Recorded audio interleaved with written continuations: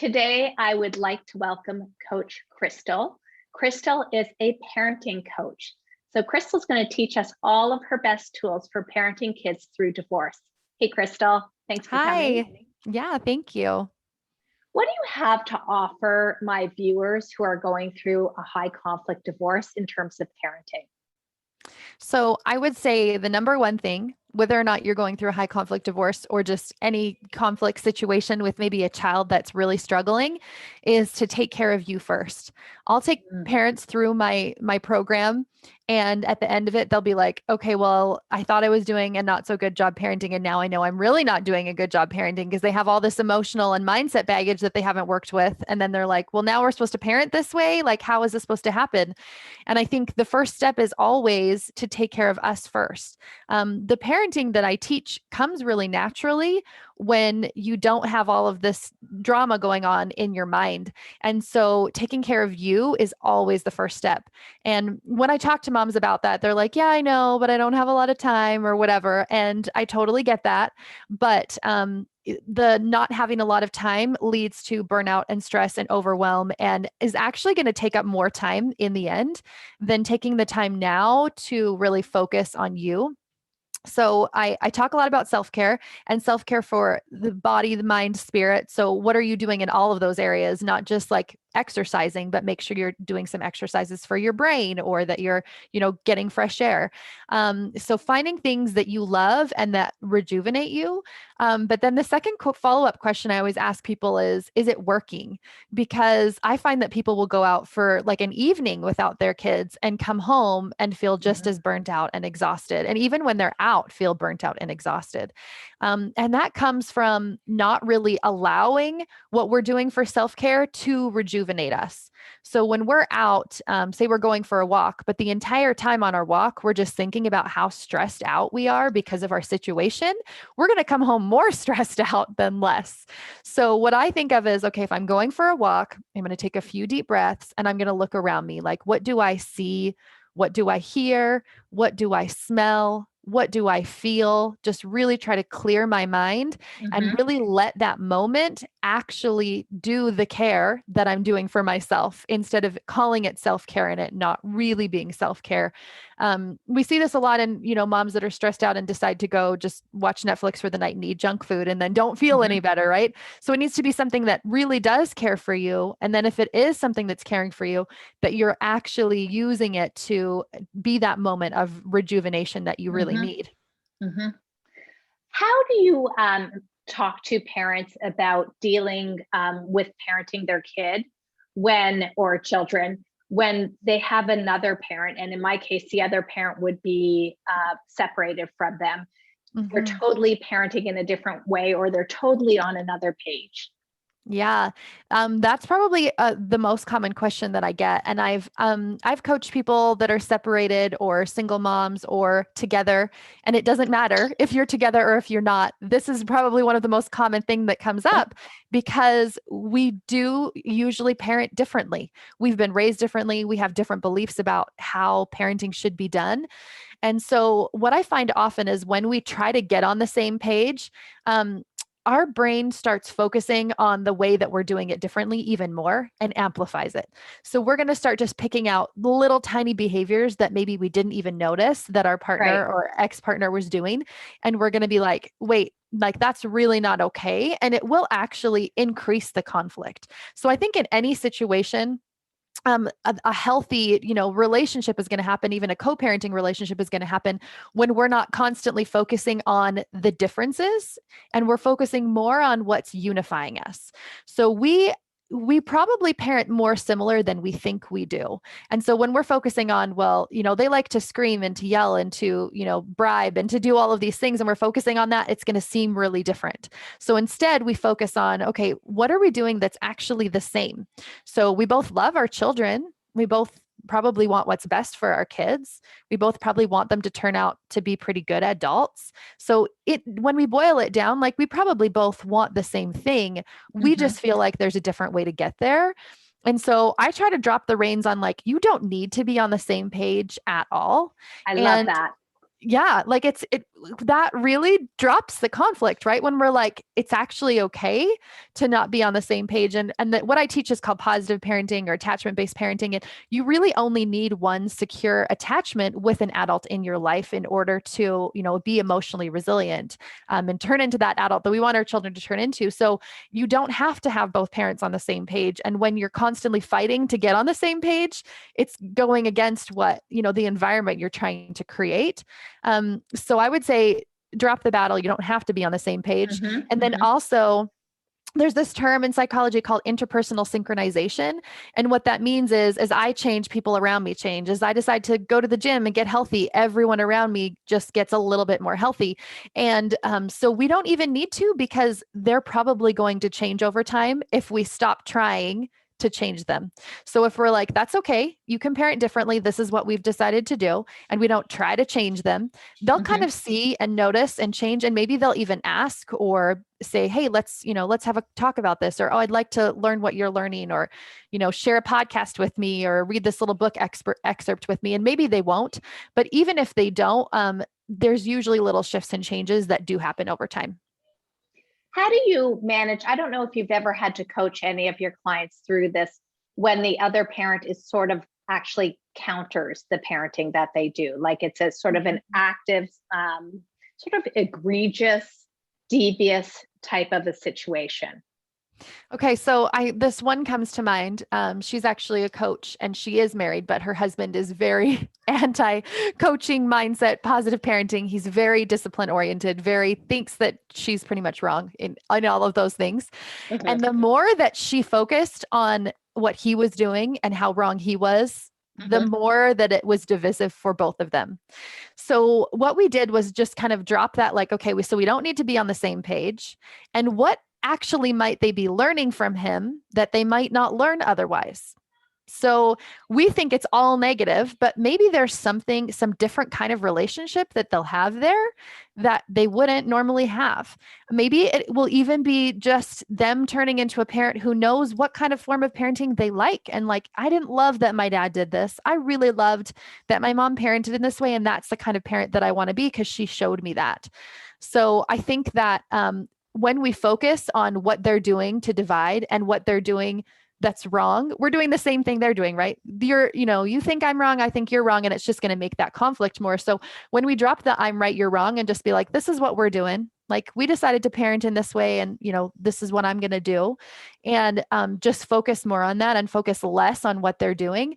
It's just like a toddler having a tantrum. Eventually they're gonna, they only have so much energy that they can give to that. So, there's only so much that we can do. We can't change what they're doing either way. So we only can change what we're doing. So I think dropping the conflict in as much areas as we possibly can will help our children the most in that situation. I agree. I totally agree. And I also a lot of my clients and the parents really struggle with this concept that my child is being subjected to this over here. Like this is a real problem that my child's being subjected to the other parent who does A, B, and C. And while I don't expect my clients not to believe that totally, they could also believe that that is just their child's journey. And they will likely learn something from being exposed to that and taking that journey. Yeah. Well, it's because a lot of us as moms, I think as parents in general, we have this underlying belief that we want our kids to be happy. And that sounds like a really nice belief. And I call it like a sparkly arsenic belief because we're like, oh, it's like so glittery and fun and like confetti, but it's actually kind of poisonous because our kids won't always be happy. And when we want them to always be happy, then we're going to be constantly pushing against reality. And so we don't know what struggles our children will face, but we know that everyone's life everywhere in the world faces struggles. And so even though we wish that they didn't, and even though we wish that it wasn't our partner or ex-partner that was putting them through that struggles, we can't change that. So I think of our thoughts, whether or not they're true, in putting them in two different buckets. And we have one bucket where it's an empowering thought bucket and one bucket where it's a disempowering thought bucket. And it does not matter if that thought is true. I could think, a baby died every 6 seconds. 6 more seconds later, a baby's dying again. Like that's a sad thought. And I'm probably going to feel really sad and just sit in my bed all day and cry if I'm constantly thinking of the people dying in the world, especially the cute little babies, right? So even though that's true, that's probably going to be put in the disempowering thought bucket because of how I show up when I'm constantly thinking that. So even if their behaviors, even if everyone could agree their behaviors are negative, they're harmful, they're not good for my child, that's probably all in the disempowering thought bucket. And when instead we can switch to like, what can I do to help my child be the most emotionally resilient that they can be in this situation? How much more empowering, like it's such a different energy that we're showing up in the same situation. And do you have some thoughts or some tools about what we can do as parents whose children are being exposed to some what we think are harmful behaviors, aside from accepting that that is their path? How can we show up for our children that are being exposed to this? Yeah, that's a good question. So my favorite parenting guru, his name is Dr. Gordon Neufeld, and he kind of was the founder of this. It's not really positive parenting, it's more attachment-based parenting. Anyways, I think he wrote his book over a decade ago. It's called Hold On to Your Kids. Anyways, how he describes it is he always draws this little heart. And then he's like, it's like we're the shield around their heart. And the shield around their heart means they could go out and get bullied at school. They could go out and get bullied by another partner. They could all of those things could happen. But when we have their hearts and we're connected in that secure attachment-based way, then those things will still hurt them, but they won't stay in and stick. They'll just be hurts and wounds that then they can heal from. And the healing comes from their attachment with us. And so what I focus on with my clients is physical and emotional safety. And so physical emotional safety means we're their safe haven. So as long as we're that safe haven for all of their big emotions, for all of the feelings that they're going to be going through, for all of the difficult behaviors that they're going to that we're going to have to put up with, when we can be that safe space for them and they truly feel like they've given us their heart, then we do shield them from those situations. And by shield, I don't mean they don't have those situations, right? But we're the healing balm for them as they're going through it. Do you have some thoughts and ideas for parents that are experiencing a child that is having really big emotions, like emotional outbursts or anything like that? Do you have some recommendations for those parents? Yeah. So I should have said in the beginning of this call, I have 4 children that I homeschool. And one of them is diagnosed. One of them hasn't been yet, but ASD, ADHD, anxiety. So we definitely deal with big emotions around here all the time, all the time. So some people call them strong-willed children or sensitive children or highly explosive children. Anyways, we deal with a lot of that. And, so this is what happens in a normal situation. Child freaks out, parent goes in and freaks out back at child because we do mirroring emotion because we're human and that's what our brains do, right? So brain goes into anger, we show up in anger, and our brains like to be to be the same, even if it's not really useful in that situation. So it's not super useful to go into a situation and be really triggered by it. One thing is uncovering well, why am I triggered by this? Why does it bother me so much? And it typically bothers us so much because we're uncomfortable with our own uncomfortable emotions. I don't call them positive and negative because I don't think they're positive or negative, but our uncomfortable emotions, we haven't got used to them. We haven't got to know them. We haven't been allowing them. So we don't know how to let them allow it because we're like, oh, this doesn't feel good. I don't like how this is turning out. So we try to fix it. Yeah. Yeah. So what I usually tell people is we come to emotions thinking that they're problems that we try to fix. They're not problems. They're experiences that just need to be felt instead of problems that need to be fixed. So when we show up with that knowledge, it shifts the situation for sure. We're like, okay, my child's just having an experience here. And also to allow them to have that experience. When we think it's a problem, we think we have to fix them. Okay, we need to get them to stop screaming. So there's a couple different things I would say. One is there's always a reason behind their behavior. and they're always telling us something. So they might be screaming and yelling at you and saying, I hate you. You're the worst mom ever. I can't believe you did this to me. They might be swearing at you. They might be throwing things at you. I deal with a lot of parents of teenagers of really in really difficult situations. So there's a lot of insane things that sometimes that they're saying, right? And so we think in that moment when we're upset, we kind of believe them. We're like, oh, I can't believe they said that. That's so terrible. That's not what they're saying. When they say, I hate you, mom, you're the worst, what are they actually saying? They're actually saying, I'm mad. I don't know how to handle this emotion. I'm not getting what I want. I'm frustrated. I don't know how to deal with this. Like that's what they're saying, but they don't know how to say that. When they're really, really upset, just like when you're really, really upset, their emotions high, logic is low. When their logic is low, they're not going to use those words and say, well, I'm really feeling, upset about this situation because blah, blah, blah. They're going to say, I hate you. You're the worst mom ever. So just knowing we do personalization, right? We take what they say and do personal. We think that it's because we're a bad mom and we're not doing a good job. And it's dropping the personalization of all of it because it's not about us, right? It's totally about them. And then showing up in that moment and kind of holding the space for them. I think of it as like holding peace.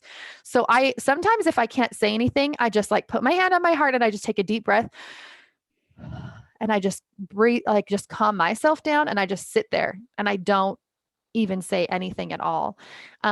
One of the tools that I use with people is called zones, and I call it red zone, yellow zone, green zone, like red light, yellow light, green light. So how am I feeling in that moment? Am I red? If I'm red and they're red, I'm not going to be helpful. So don't say or do anything in red. So what can I do to kind of just bring myself down to yellow or green again and just be present? Because that will be what eventually helps them calm down. And by eventually, I mean, it's not necessarily going to happen in a minute or 2 or 5. We've had several hour-long meltdowns and my clients will come and be like, it didn't work. And I was like, well, are they still screaming now? It's been a couple of days. They're like, well, no, but like, yeah, it did work. They just had a lot of frustration. I always think of it as they're releasing frustration. All of us have to release frustration. They're releasing frustration. I go into a situation where they're screaming and yelling and throwing things. I'm like, oh, they're just releasing frustration again. They must have had more than I thought they had today or whatever. So I think of the zones often just during the day. Where am I at? If I'm already at yellow because I've been arguing with, my ex-partner, how am I feeling? How am I going to be able to handle this situation? So what can I do to myself? Again, coming back to self-care, right?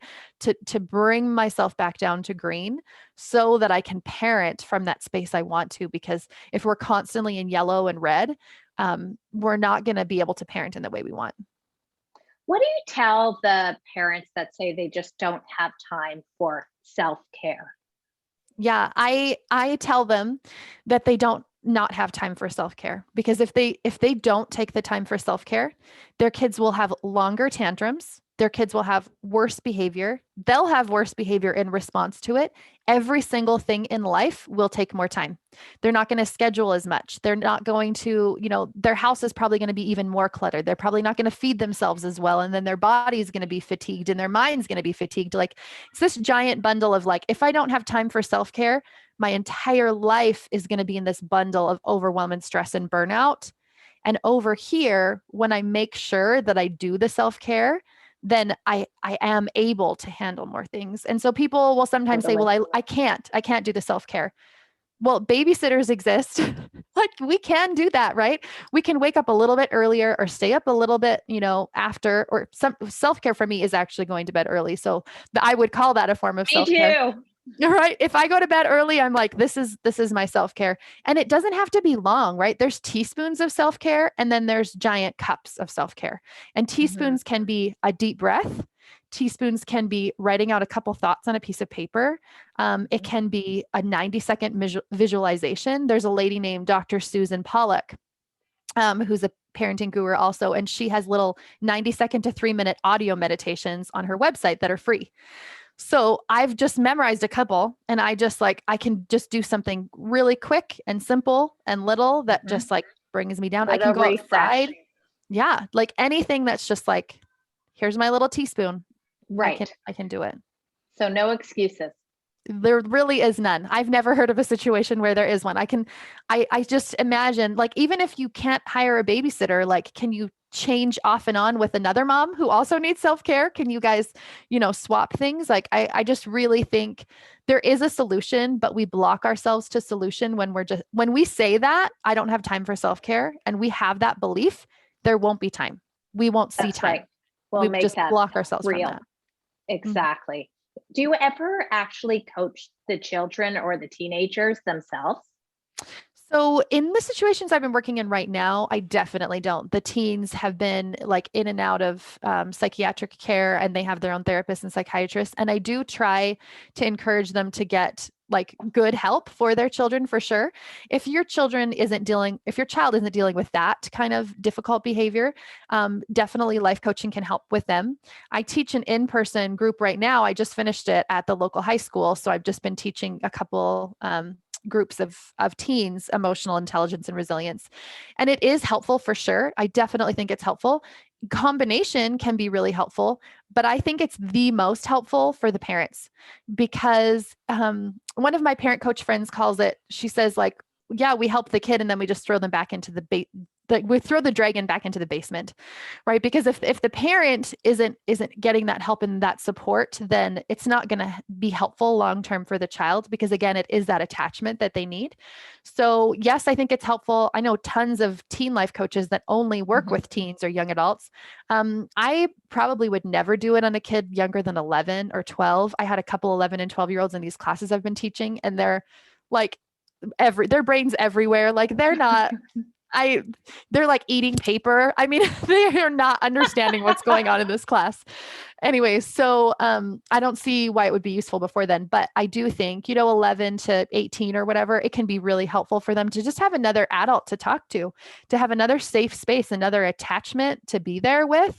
But again, like 99% of the work is going to be on us, because that attachment I was talking about where, they have their heart and we have their heart, and we have that secure attachment. What happens there is the teaching happens naturally through role modeling behavior. So just because I'm the adult that's modeling that emotional, intelligent behavior, my child will just learn that. I might take little teaching moments, especially when they're older. I for sure take teaching moments. I have a teenager and then a tweenager, and I definitely take moments for them, but the moments are very few and far between. Most of it is just me role modeling the behavior that I hope that they eventually see and get to. And that's definitely what's made the biggest change for my relationship with my kids. Right. I always say one of the biggest gifts that you can give your kids during divorce is a healthy parent, is to become emotionally healthy yourself, and the rest will follow just by osmosis. I really do believe that. It is. I have a sister in a fairly high conflict divorce situation. They've been divorced for a while, but he's taking her to court again right now, but he's not super emotionally healthy, and their daughter is doing so good. Like she's almost 12 now. She's doing so good because my sister takes care of herself. My sister doesn't get involved in that. Like he can have all of the drama that he wants to have, but when she takes care of herself and shows up as the mom that she wants to be, that stability, emotional stability, is what is helping her daughter so much. And it's not that she doesn't struggle. Absolutely. She definitely still struggles, but really that's all you need. Like you all have all you need. Everything already. I totally agree. You can have another parent, your ex, who's going to have all sorts of shenanigans like your sister's probably experiencing on the regular. And the more that those shenanigans are not a problem for you, the more they're not going to be a problem for your kids. And that's exactly what your sister's demonstrating. Because it's the energy, right? Like even if they're a problem for her in her mind, but she doesn't feel like she's acting like they're a problem, our kids can tell the energy behind everything. It's like when we're trying to be compassionate, but we don't feel compassionate. We're just like, well, why are they freaking out like this? And we, show up our kid having a tantrum and we're just like, they shouldn't be freaking out. But we're like, oh, what we should be showing up compassionately. Like they can tell the difference in energy there. And it just makes such a huge difference. That's great. So if any of my clients are interested in working with you, how could they get hold of you? Yeah, so I love chatting all things parenting all the time. I run a monthly membership for moms specific to this, Mhm. that's really low cost. That's called By Design. Great. So Mhm. that program is really great. I have a free course that's called Radical Connection Parenting, and that really is an intro to all of this. Like what kind of parenting even is this, and why should we be doing it? Why is it the new? I really think it's the new way that it'll take over the world. It will for sure take over the world because it is just such a natural form of parenting that we all kind of want to do deep down, but we're kind of blocked by all of our own mind drama. So I have a free course there called Radical Connection Parenting. My website is www.coachcrystal.ca. And then I do Love take a it. few clients one-on-one. So right now I've been working mostly with couples. They don't have to be married. It can be you and your ex-partner if he's interested. And I also work one-on-one with moms going through just that are really struggling with parenting, especially with a child with some really difficult behaviors, whether or not they've been diagnosed or not. Sometimes we need more than, we just need a little bit more of a high touch experience when we're going through something like that. So, yeah. Amazing. Oh, and I Thanks so have a much. podcast. It just launched, Oh, so I forgot about it. let's hear about it. I only launched it a month ago, so I always forget to mention it. It's called the Freedom Moms Podcast. So yeah, I think it's really good. I've really had a lot of fun doing it and putting it out, but obviously I forget about it all the time because it's so new. But yeah, it's been really So fun. amazing free ways to access your wisdom, Crystal. Yeah. Well, thanks for coming on today. Thank you. Thanks for having me.